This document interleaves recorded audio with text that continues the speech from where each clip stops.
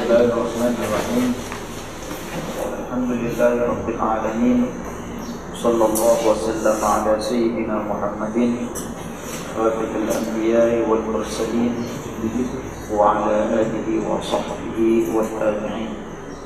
Adalah khutbah daripada penulis kitab Al-Miftah fi Babin Nikah, yaitu Habib Muhammad bin Salim bin Hafidh bin Syekh Abu Bakar bin Salim.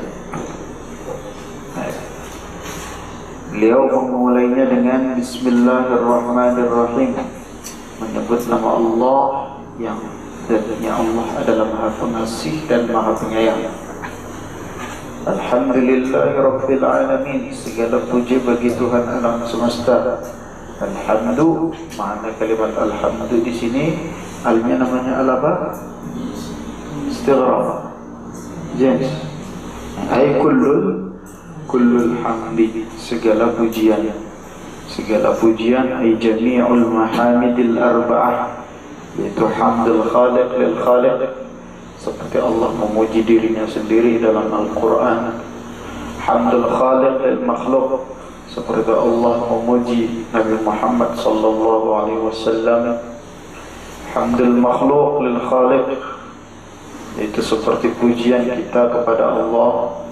Dan hamdul makhluq lil makhluq, yaitu pujian kita kepada yang lainnya, itu hakikatnya terpulang kepada siapa? Kepada Allah subhanahu wa ta'ala. Itu semuanya milik Allah. Rabbil alamin, Rabbi, apa maknanya Rabbi? Malik, yang memiliki, yang merajai. Sahib al-alamin, itu alam. Alam itu masih Allah, tapi di sini dijamakkan menjadi jamak seperti mudzakkar salim, namanya mulhaq di jam'il mudzakkar salim, karena di sini dimaksudkan yaitu alamul jin wa alamul insi wa alamul malaikah. Wa sallallahu wa sallama ala sayyidina Muhammadin. Shalla wa shalla, shalla ini adalah fi'il madhinya, masdarnya tasliyah. Sebetulnya masdarnya tasliyah, bukan shalah. Namun karena tasliyah ini identik dengan tasliyah ilan nar, maka tak digunakan tasliyah, tapi digunakan dengan kalimat as-shalah. Yusalli, shalla, yusalli. Shalla maknanya apa? Memberikan rahmat ta'zim. Siapa yang memberikan rahmat ta'zim? Allahu, Allah. Allah itu asalnya dari kata ilah, artinya Tuhan, nakirah, mencakup kesemuaan Tuhan, baik hak untuk disembah ataupun tidak hak untuk disembah, itu ilah. Namun ketika kita mau menghendaki yang dimaksud di sini adalah Tuhan yang hak disembah, maka ditambahkanlah dengan huruf al. Faedahnya adalah lil ta'rif. Jadi al-ilah. Al-ilah hamzahnya dibuang, digantikan dengan tasydid dengan lam, lalu diidghamkan menjadi Allah. Wa sallallahu wa sallama, sebab apa salah digabungkan dengan salam? Sebab sesuai dengan ayat Al-Quran. Ya. Dalam ayat Al-Quran dikatakan apa?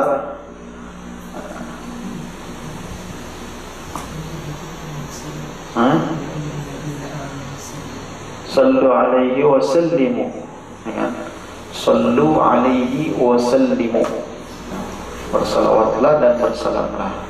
Makanya hukum ifradus salah anis salam ini hukumnya apa? Makruh. Kita baca salawat tidak membaca salam, atau membaca salam tidak membaca salawat, itu makruh kecuali dalam 3 masalah. Makruh terkecuali dalam 3 masalah. Masalah yang pertama ialah kalau sirah salah ala Nabi itu sudah warid tanpa salam, itu sirahnya warid. Masalah yang kedua, jika yang mengucapkan adalah Nabi itu sendiri. Masalah yang ketiga, ketika kita salam ada di Raudhah, ada di Hujratus Syarifah, ada di dalam Hujratus Syarifah. Kita berziarah di makam Nabi, Assalamualaikum tanpa wassalatu, tanpa kita ucapkan assalatu wassalamu, kita ucapkan Assalamualaikum saja, ya Rasulullah SAW. Maka itu hukumnya apa? Tidak makruh. Ala sayyidina, sayyidun, sayyidun itu dari kata sada, man sada fi qaumi, orang yang menjadi bos, orang yang menjadi panutan dalam kaumnya. Atau man lahu sawadun a'zam, orang yang memiliki sawad. Sawad itu pasukan tentara, pasukan tentara yang banyak. Sawad. Kenapa disebut sawad? Sebab kalau kita ada di padang pasir dan kita melihat sekelompok orang banyak dari kejauhan, maka nampaknya hitam. Nampak seperti titik-titik hitam, maka disebut sawad. Pengikut yang banyak, mansawad. Atau ta'arif lain daripada sayyid adalah al-halim alladhi la yastafizzuhu al-ghadab, yaitu orang yang halim, yang lemah lembut, yang sabar. La yastafizzuhu al-ghadab, yang tidak terprovokasi oleh amarah. Muhammadin, Muhammad adalah namanya beliau, Khatamil Anbiya wal Mursalin, Khatimil Anbiya wal Mursalin, penutup dari para nabi dan para rasul. Tidak ada setelahnya nabi dan tidak ada setelahnya rasul. Maksudnya tidak ada pengangkatan baru lagi. Walaupun setelah itu datang masih ada nabi, seperti Nabi Khidir sampai sekarang masih hidup. Nabi Isa nanti di zamannya akan turun lagi, tapi diangkatnya lebih dulu. Nabi Khidir ini mukhtalaf, apakah beliau nabi atau bukan, mukhtalaf. Ada yang mengatakan nabi, ada yang mengatakan wali. Wa ala alihi, salawat dan salam semoga tercurah kepada keluarganya Nabi Muhammad sallallahu alaihi wasallam. Keluarganya Nabi Muhammad ini menurut mazhab Syafi'i yaitu Bani Hashim dan Bani Muttalib, Nabi Maqam Zakah. Kalau menurut Imam Malik itu Bani Hashim, Bani Muttalib bukan alun Nabi. Kalau menurut mazhab Abi Hanifah yaitu Bani Al-Abbas, itu anak-anaknya Sayyidina Abbas. Bani Al-Harith, anak-anaknya Sayyidina Al-Harith. Bani Ali bin Abi Thalib, turunannya Sayyidina Ali, itu alun Nabi jelas. Bani Aqil bin Abi Thalib, dan satu lagi Bani Ja'far bin Abi Thalib, 5. Imam Al-Abbas, Al-Harith, Ali bin Abi Thalib, Ja'far bin Abi Thalib, Aqil bin Abi Thalib. Keturunan 5 orang inilah yang dimaksud dengan alun Nabi menurut mazhab Abi Hanifah. Jadi Imam Syafi'i bukan alun Nabi kalau menurut Imam Abi Hanifah ataupun Imam Malik. Menurut Imam Syafi'i sendiri termasuk alun Nabi. Ikhtiar Imam Nawawi mengatakan kalau fi maqamil ats-tsana, dalam maqam pujian, maknanya ketika kita memuji keluarga Nabi, maka siapa yang dimaksud dengan keluarga Nabi yang masuk dalam pujian itu? Yaitu kullu mu'minin taqi, setiap orang mukmin yang bertakwa. Kalau fi maqamil ad-du'a, maknanya ketika kita membaca salawat dan kita niatkan untuk berdoa kepada keluarga Nabi, siapa yang dimaksud alun Nabi? Ay kullu mu'minin wa in walau 'asiyan, itu setiap orang mukmin walaupun dia bermaksiat. Wa sahbihi, dan kepada sahabat-sahabatnya Nabi, yaitu siapa sahabat itu? Orang yang bertemu dengan Nabi fi hayatihi, ketika Nabi masih hidup dan dia juga masih hidup. Yaqadatan, dalam keadaan sadar, bukan di alam mimpi. Orang yang bertemu dengan Nabi mukmin yaqadha wa mata 'ala al-iman, dan meninggal dalam keadaan iman. Inilah sahabat Nabi. Kalau satu zaman tapi tidak pernah berjumpa dengan Nabi, maka bukan nama sahabat. Seperti Sayyidina Uwais Al-Qarani. Uwais Al-Qarani satu zaman dengan Nabi, bahkan Nabi pun mengenalinya, tapi tidak pernah berjumpa. Atau ada satu lagi, itu Malikul Habasyah,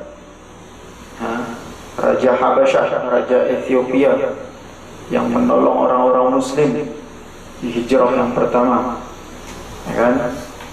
Itu satu zaman dengan Nabi dan saling mengenal, tapi tidak pernah saling berjumpa. Maka tidak disebut sebagai sahabi, disebut sebagai tabi'in, ya, disebut sebagai tabi'in. Karena tabi'in adalah orang yang tak berjumpa dengan Nabi, namun berjumpa dengan para sahabatnya Nabi. Wa tabi'ina, dan para tabi'in. Kan afdal qurun, paling afdalnya generasi ialah generasiku, kata Nabi, yaitu generasi para sahabat.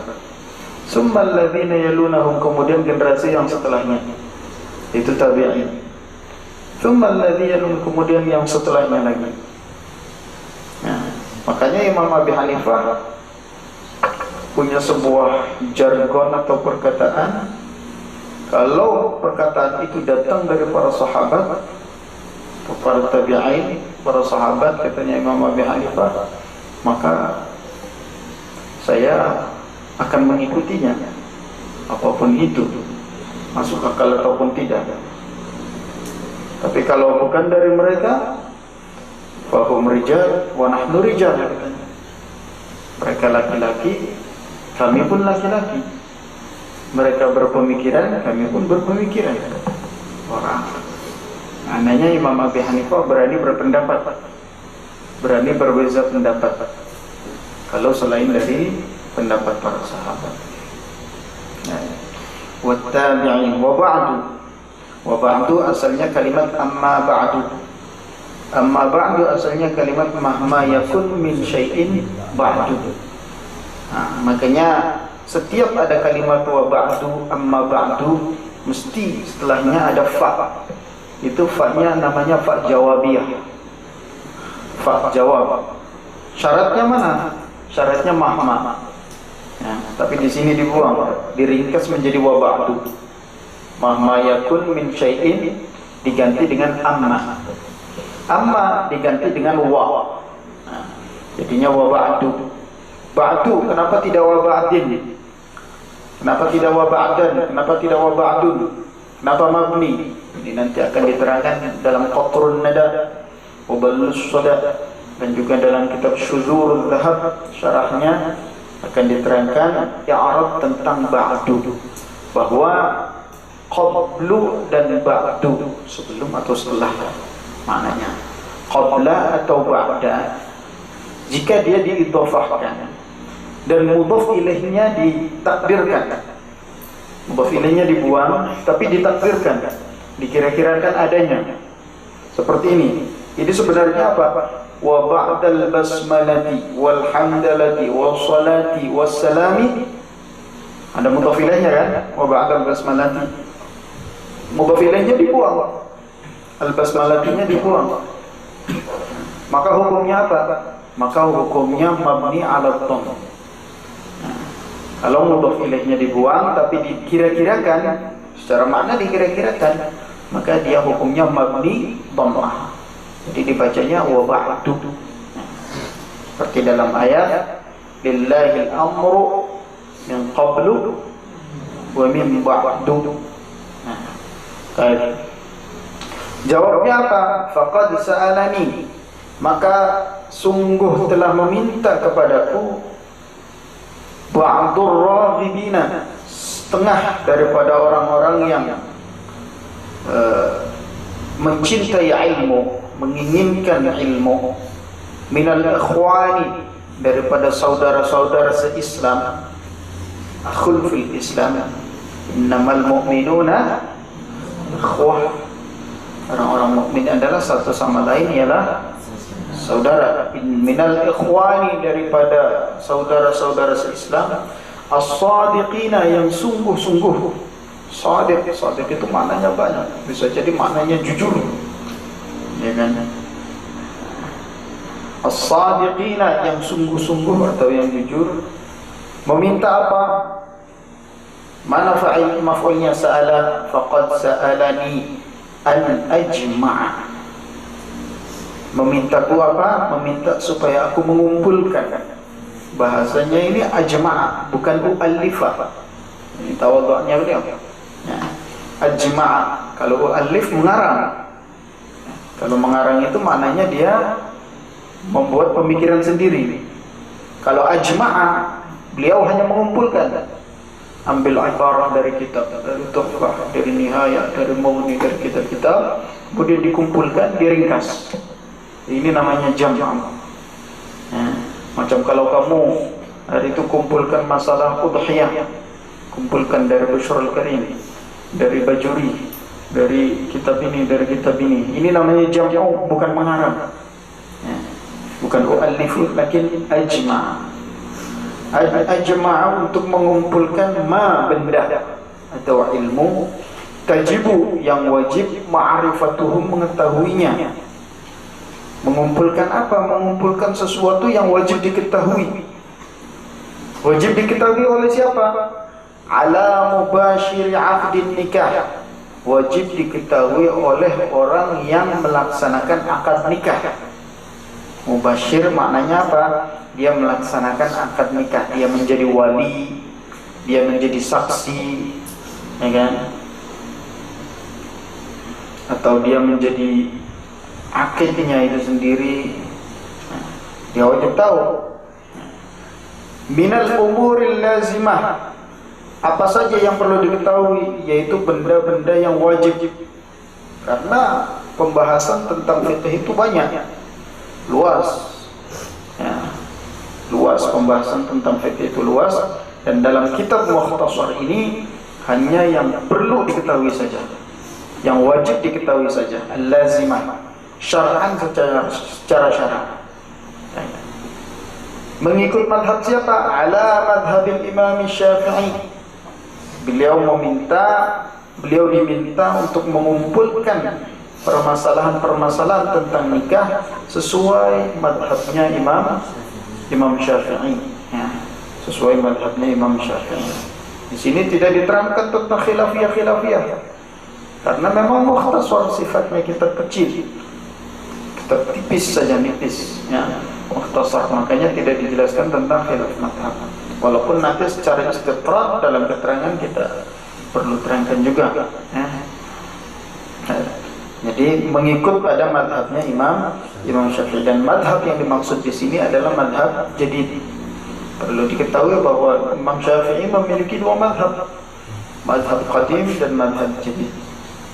Madhab qadim yaitu madhab Imam Syafi'i ketika masih ada di Iraq atau di Baghdad.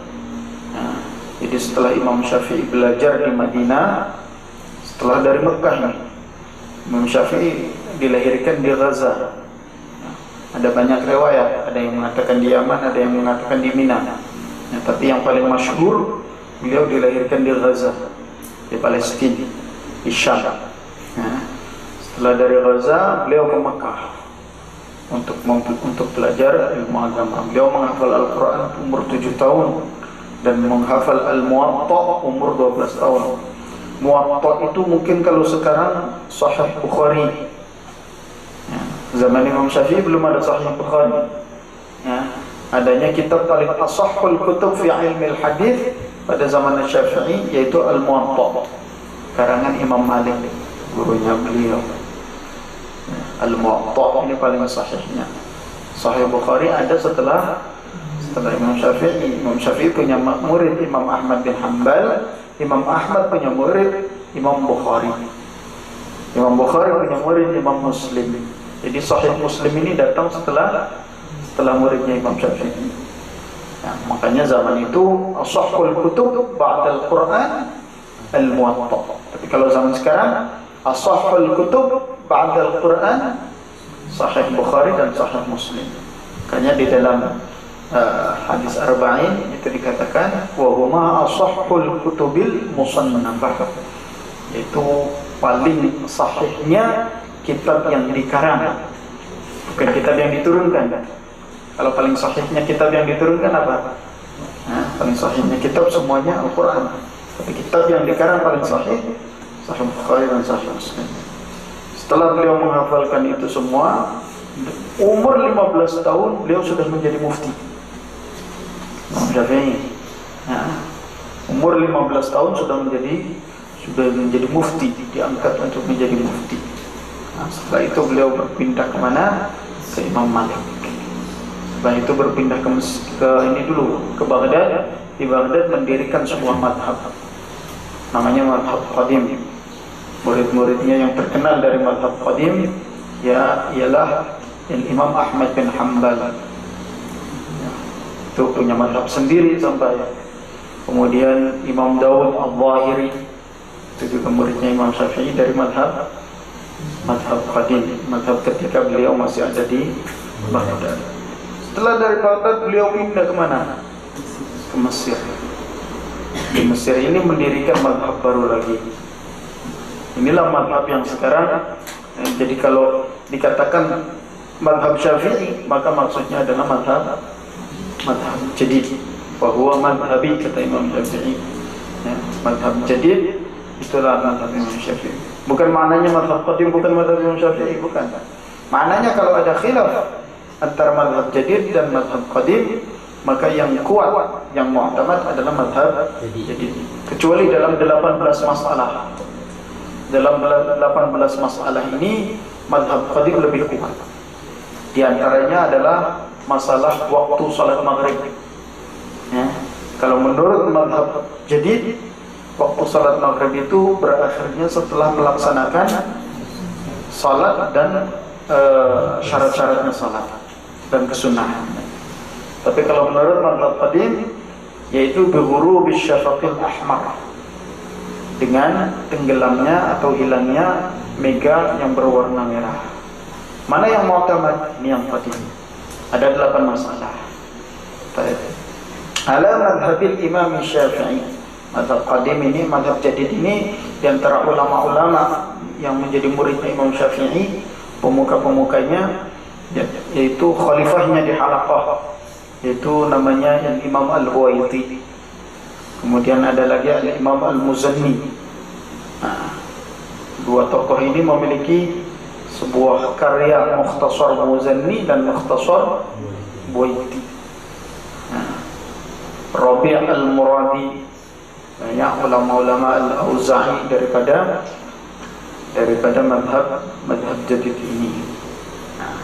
Imam Syafi'i sendiri 4 buah karya dalam ilmu fiqh yang menjadi pedoman dalam madhab Syafi'i, yaitu kitab Al-Imla, Al-Um artinya induk, Al-Imla artinya pembimbing, Imla, seperti saya membimbing kamu menulis, namanya Imla.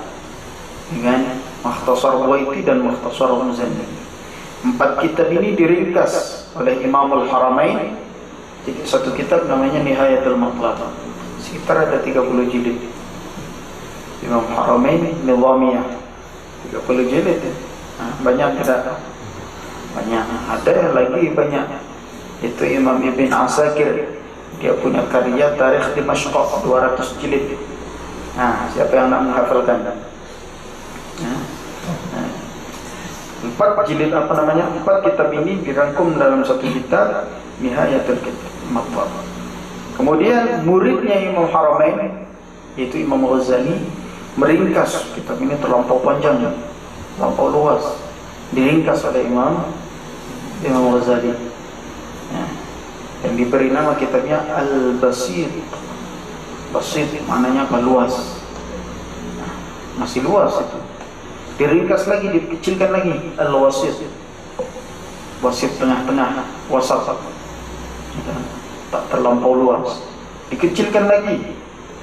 Al-Wajiz, ringkas. Oleh Imam Ghazali dikecilkan lagi Al-Khulasah. Dari Al-Wajis ini dikecilkan oleh Imam Rafi'i. Imam Rafi'i abad 5. Abad 5 Imam Rafi'i. Namanya Al-Muharrar. Dari Imam Rafi'i dikecilkan lagi oleh Imam Nawawi pada abad 6. Imam Nawawi meninggal pada tahun 673 ya. 673, beliau lahir 631. Jadi umurnya berapa? 50 tak sampai. Imam Nawawi dikecilkan lagi, namanya Minhajut Talibin. Minhaj inilah kitab yang menjadi poros dalam mazhab Syafi'i. Yang kita pelajari kebanyakan semua kitabnya itu bersumber dari Minhaj. Ya, semua kebanyakan bersumber dari Minhaj. Sama ada itu berupa syarah ataupun mukhtasar, ringkasan maupun syarah. Itu dari Minhaj sumbernya. Syarah-syarahnya misal Mahalli, Tuhfatul Muhtaj, Nihayatul Muhtaj, Mughnil Muhtaj, itu semua syarahnya. Kita belajar kitab apa misal Safinah. Safinah itu juga sumbernya dari Minhaj. Muqaddimah Hadramiyah, uslubnya mengikuti Minhaj. Umdah. Umdah itu apa? Bahkan Umdah ini punya julukan apa? Bintul Minhaj. Anak perempuannya Minhaj. Kita tahu anak laki-lakinya siapa? Umdah ini karya Imam Ibn Naqib, itu dijuluki Bintul Minhaj karena saking miripnya dengan Minhaj. Jadi Imam pengarang Umdah Ibn Naqib ketika mengarang Umdah itu sebenarnya dia ingin mengajar anaknya, mengajar kitab Minhaj kepada anaknya. Tapi mungkin entah apa ustaznya kesulitan atau apa, beliau ringkas. Minhaj itu diringkas, ikhtisar. Sama seperti kamu buat carta-carta macam itu buat mukhtasar ikhtisarnya. Itu diringkas. Ketika sudah menjadi ringkasan, diberi nama Umdatul Salik. Umdatul Salik dan Umdatul Mufti ya. Umdatul Salik. Itu makanya disebut sebagai Bintul Minhaj. Kita belajar kitab apa itu banyak sumbernya dari Minhaj. Baik. Radhiyallahu anhu fa'ajabtuhu ila dhalik wa katabtu hadhihi al-waraqati al-musammahu al-miftah bab nikah ala madhhab al-imam Syafi'i radhiyallahu anhu fa'ajabtuhu faqad sa'alani. Awalnya kan beliau diminta, setelah diminta fa'ajabtuhu, kemudian aku mengijabahi, mengabulkan permintaan dia. Wa katabtu hadhihi al-waraqat, kata Sayyid Muhammad bin Salim, wa katabtu, dan aku tulis hadhihi al-waraqat, kertas-kertas ini. Beliau tidak kata hadzal kitab, tapi hadhihi al-waraqat, kertas-kertas ini. Wa sammaituha, dan aku namakan waraqat itu al-miftah li babin nikah, kunci bagi pintu, bagi bab nikah. Al-miftah maknanya kunci, bab namanya pintu. Babin nikah, pintu nikah. Maksudnya apa? Bab nikah, bab tentang ilmu pernikahan. Wallahu al-mas'ulu, dan Allah adalah zat yang diminta. Diminta untuk apa?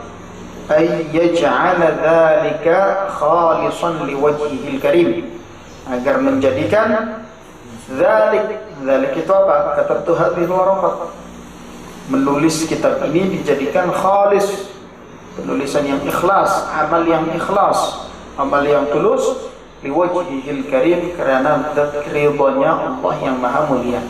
Amin. Amin apa maknanya? Istajib. Amin isim fi'il doa, maknanya istajib.